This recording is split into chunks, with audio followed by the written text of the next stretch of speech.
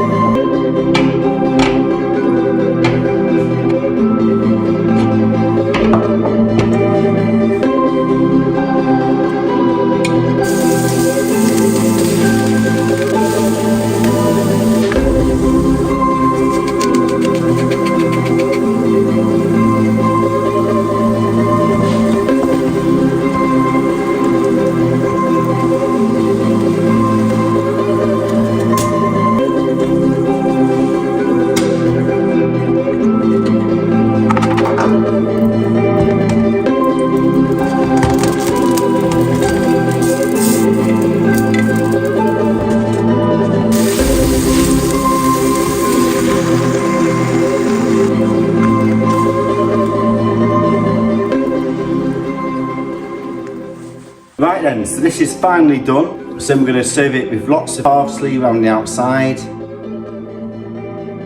parmesan over the top, finally some crispy sage. Wow, smells absolutely wonderful. Really nice comfort food for winter. Wild mushroom pappardelle with the crispy sage and thyme. Really hope you're enjoying the show. Super healthy dish. Please do subscribe. Lots of other videos to see as well. Enjoy.